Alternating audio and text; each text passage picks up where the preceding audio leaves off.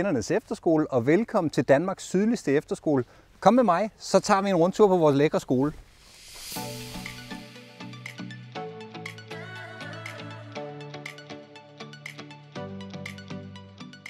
Ja, så er vi kommet indenfor, og vi starter lige ud i nogle af vores teorilokaler. Det er jo sådan, når man går på efterskole, jamen så er det jo samme som at gå i folkeskole, hvad teoridelen angår. Så der er nøjagtigt de samme teorifag på en efterskole, som der er i den almindelige folkeskole. Det første, vi kommer op til her, det er gruppearbejdsrum, for lige nu er det for vores 10. klasser. Og de kan sidde herude og lave gruppearbejde på kryds og tværs af klasserne. Der er et ganske almindeligt teorilokale herinde. Så er vi kommet over i skolens nok hyggeligste klasselokale. Det er faktisk 8. klassernes klasselokale. Og når vi har 8. klasser på skolen, jamen, så fortæller det også, at vi har mange forskellige klasser. Vi har både 8., 9. og 10. klassetrin her på skolen. Så er vi kommet ind i vores auditorie, hvor der til daglig er plads til 150 teenager, der kan have forelæsninger, der kan være debatforum, der kan være alle mulige forskellige ting, og der kan også være mulighed for om aftenen at se en god lækker landskamp, hvis Danmark spiller eksempelvis.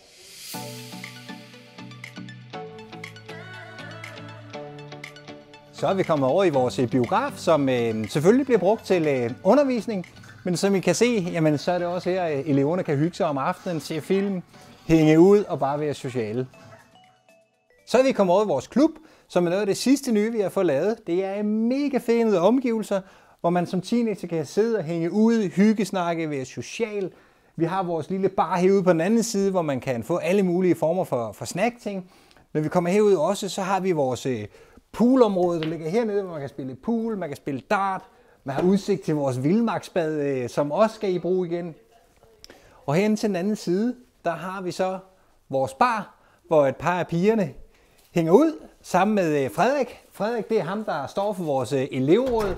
Det er ham, der er med til at justere kærestemuren, som jo er en meget, meget vigtig del på en efterskole, og holde styr på, hvem der kysser med hvem. Det er så selve klubben, hvor man egentlig hænger ud om aftenen, har teenage-tid og bare hygger sig. Udover klubben, udover biografen, jamen så er der faktisk også sportscenter, som selvfølgelig bliver brugt til undervisning, men også bliver brugt til hængeudtid, hvor teenagerne bare hygger sig og dyrker den form for sport, man har lyst til, eller bare fjoller rundt og danser. Så er vi kommet ind i vores kollegie, som er det sted, hvor man kan bruge som lektieværksted. Det er et hængeudested, og så er det faktisk også mødested for vores elevråd. Og vores elevråd, jamen det er jo cremen af det at være teenager på en efterskole, fordi vores elevråd, det er dem, der planlægger og arrangerer forskellige aktiviteter. Alt fra galafester til fastelavnsarrangementer, julefrokoster og påskefrokoster. Og de planlægger det hele, går til vores forstander, som altid nikker velvilligt, fordi det er super fede ting, de altid planlægger. Så er vi kommet ind i akvariet. Det er det sted, hvor eleverne hænger ud, spiller spil og ser lidt fjernsyn om aftenen.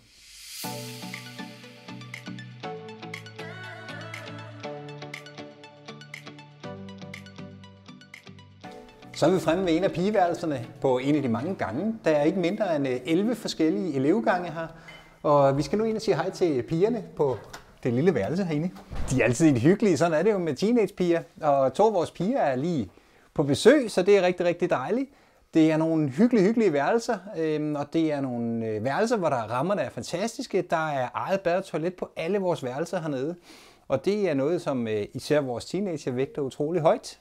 Og det er dem selv, der holder værelserne, og det er også dem selv, der holder badeværelserne. Det vil sige, når nu der skal gøres rent på badeværelset, jamen så er det de teenager, der har svinet ud, der selv skal gøre rent. Sådan er det.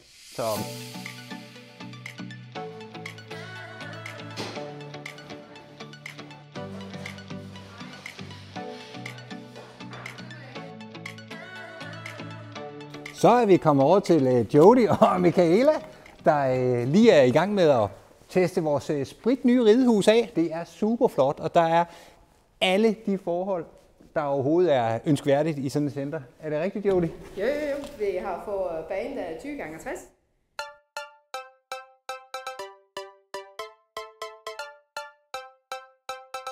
Så er vi kommet op i styling, hvor Gitte er i gang med at vise et par af pigerne, hvordan man vasker hår.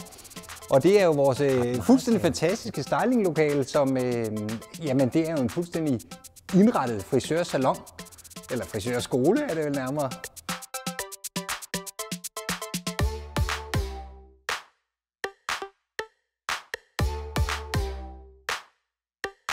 Så er vi kommet op i vores helt nye e-sportslokale, og vi er lige over at besøge Rasmus og Markus, som er cheferne, skulle jeg til at sige, heroppe. Det vil sige, det er deres linje, det er deres område.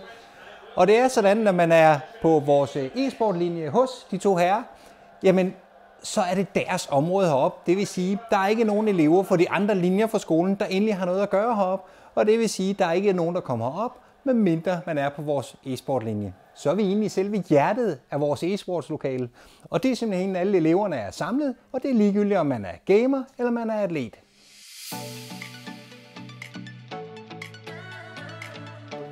Så er vi kommet over i elefanthuset, som jo nok snyder lidt af sit navn, men det kommer så en af de gamle hanelefanter her, der har været med til at lave rummet. Det er vores hus, hvor der er reptiler og gnavere, og lige nu der er det Preben. Hunddyret Preben, der er ved at få mad.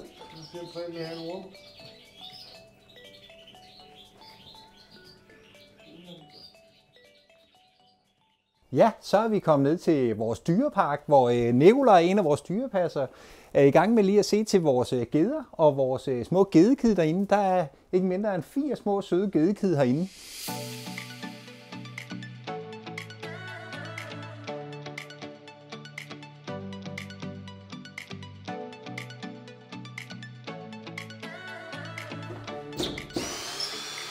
Nu er vi kommet til vores håndværkslinje, som består af vores træværksted, vores jernværksted og vores autoværksted.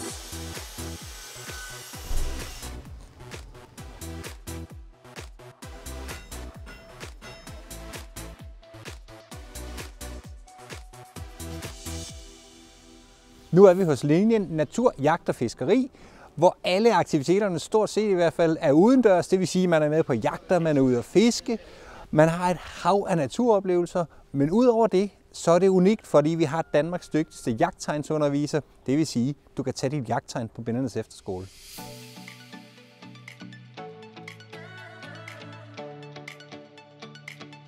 Nu er vi kommet til en af vores andre helt unikke linjer. Unikke linje, fordi her der skal man sin egen hund med, som det eneste sted i hele Danmark. Herinde der har vi hundechefen Liselotte, og hun er lige ved at børste Jack. En dejlig, hyggelig lille sag her.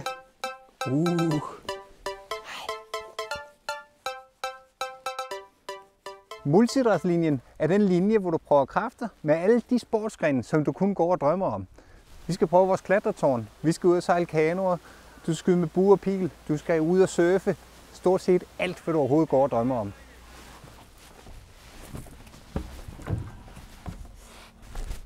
Nu er vi kommet lidt op i luften. Som I kan se, så har vi udsigt til vores skole. Over bag træerne kan man se ud over Østersøen og på vej til Tyskland. Bag de store træer, der har vi vores gode samarbejdspartner Genbo, Lalandia Feriecenter. Når man er elev hernede, så er man så mega heldig, at man har mulighed for at gøre brug af deres faciliteter på alle deres åbningsdage. Det vil sige, at man kan altid komme over i deres akvadom og få varme. Man kan komme i biografen, man kan spille bowling. Alt, hvad man har lyst til. Der kommer en af vores 4 store busser. Det er så heldigt, at med alle vores busser hernede, jamen der bruger vi dem i undervisningen, hvis man har undervisning udenfor i skoven, eller hvad det nu kan være. Vi bruger dem på ture med vores linjer. Vi bruger dem på en af alle vores lejrskoler. Og sidst men ikke mindst, så har vi vores unikke transportordning, der betyder, at hver anden weekend, der kører vi jer hjem om fredagen og henter jer igen om søndagen. Det er kantinen, vi er i, og det er et sted, hvor vi selvfølgelig spiser alle vores hovedmåltider, morgenmad, middagsmad og aftensmad. Der er plads til langt over 100 elever ad gangen. Det betyder blot, at vi så skal spise i 3 hold, fordi vi er så mange elever og voksne på skolen. Det var enden på vores rundvisning og rundtur her på vores lækre skole. Jeg håber, at I har fået svar på nogle af jeres spørgsmål. Det er nu meningen, at I skal have en lille snak med en af de ansatte på en af den linje, I har lyst til at høre mere om. Det er også det, I har mulighed for at stille nogle af de spørgsmål om, hvad man må og hvad man ikke må. En ting er helt sikkert. Vi alle sammen hernede håber, at vi ses til sommer.